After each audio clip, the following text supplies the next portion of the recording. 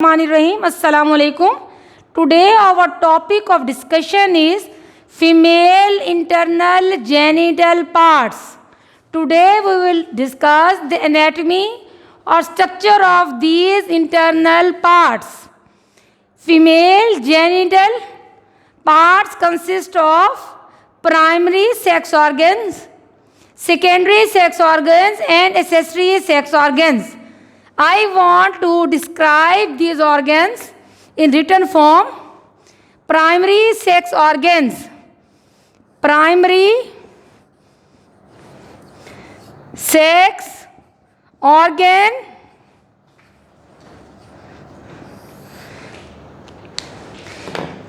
primary sex organ is known as ovary.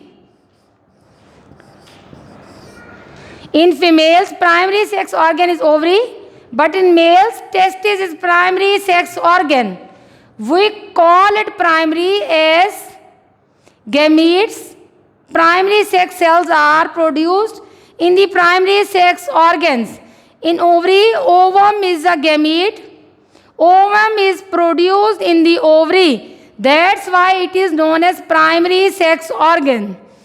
Next, secondary sex organ.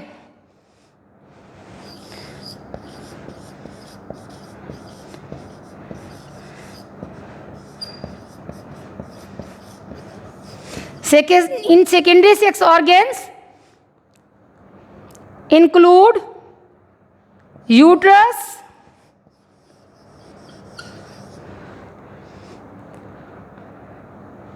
pair of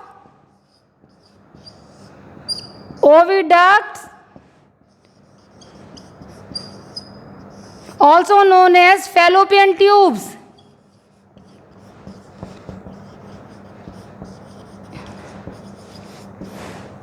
Uterus, pair of oviducts, fallopian tubes, cervix and vagina. These four parts are known as secondary sex organs. Primary sex organ is ovary. Secondary sex organ include four parts: pair of oviducts or fallopian tube, uterus, cervix and vagina. Now come towards the accessory sex organs. Accessory sex organs.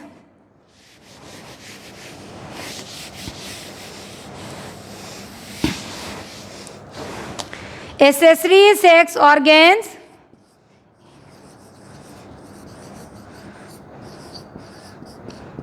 although these parts are not playing direct role in reproductive system, but they have some role.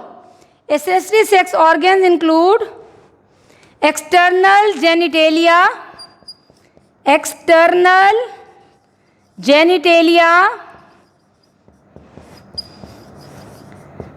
and mammary glands.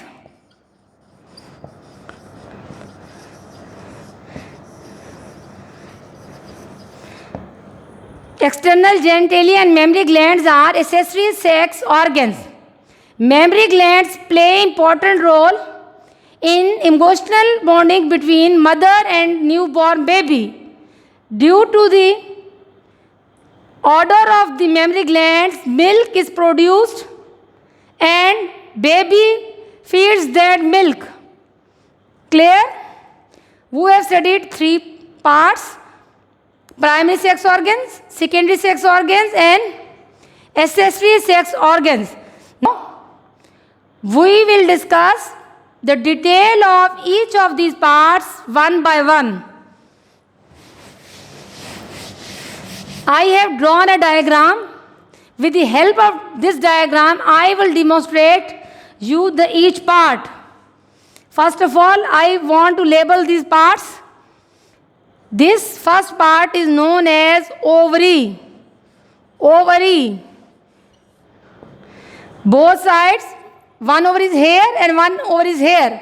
There are pair of ovaries in each female.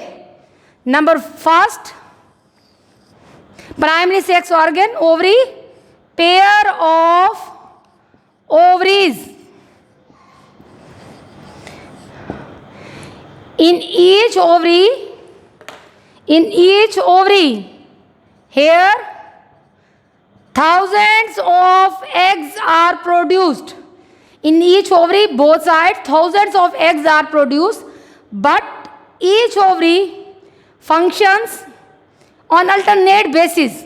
1 month, one ovum is released from this ovary, other month, ovum is released from this ovary. Both the ovaries function turn by turn alternatively each month. Each ovary functions alternatively, means one ovary produces mature ovum each month.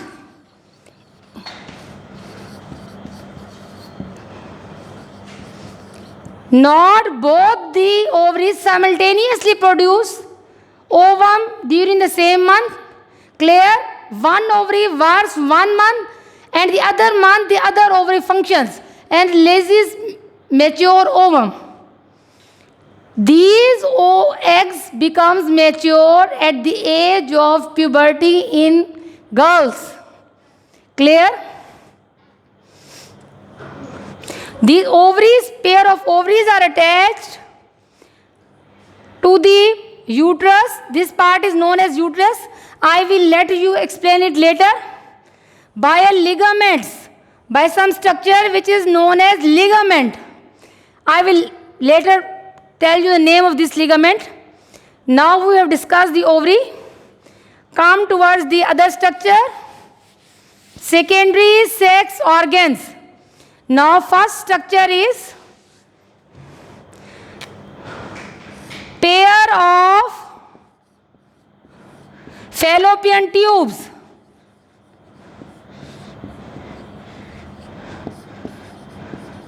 Or oviducts. This part, this side and on this side, tube-like structure is known as fallopian tube or oviducts. Each fallopian tube has 4 parts. First part is known as fimbria.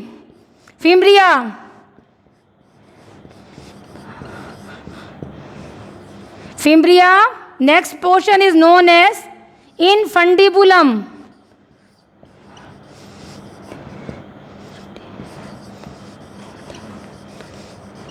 Third part is known as ampulla. Fourth part is known as isthmus.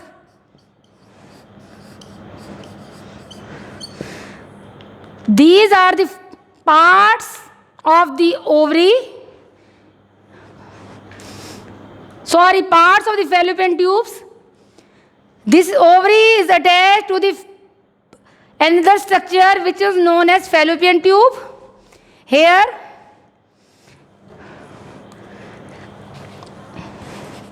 finger-like projections.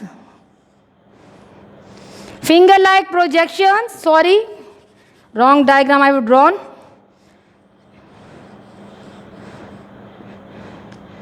This finger-like projection or finger-like portion of the fallopian tube is known as fimbria.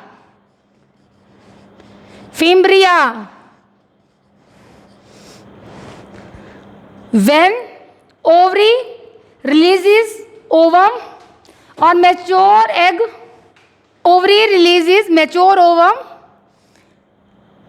This fimbrial end of the fallopian tube acts like this and captures the ovum. This fimbrial end of the fallopian tube captures the ovum by its this such-like action. Clear? Next to the fimbria is a funnel-shaped part. This funnel-shaped part is known as infundibulum. infundibulum. And the part next to infundibulum, this part, here I am writing, this part, expanded portion, is known as ampulla.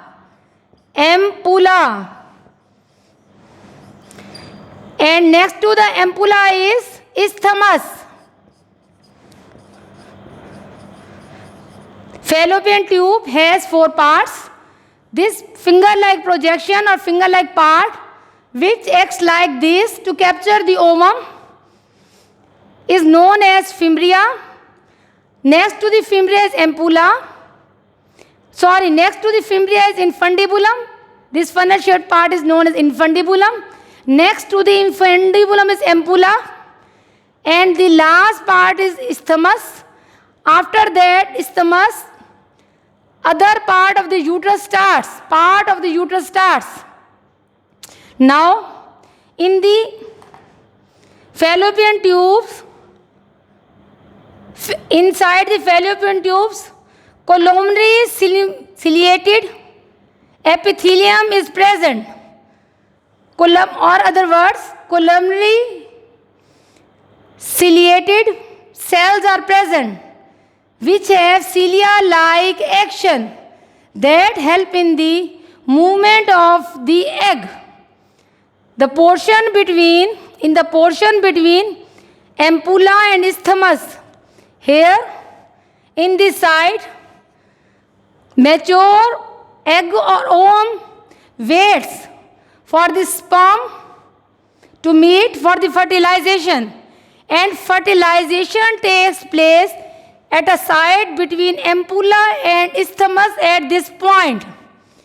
This point where fertilization of the ovum and sperm occurs is known as ampullary isthmic junction. This point is known as ampullary isthmic junction.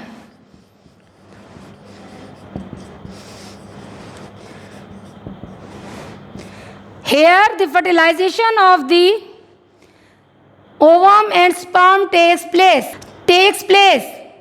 In ampullary isthmic junction, fertilization takes place. This is very important point. Keep it in your mind, students. Next, further detail of the internal genital parts will be discussed in next lesson. Thank you. Allah Hafiz.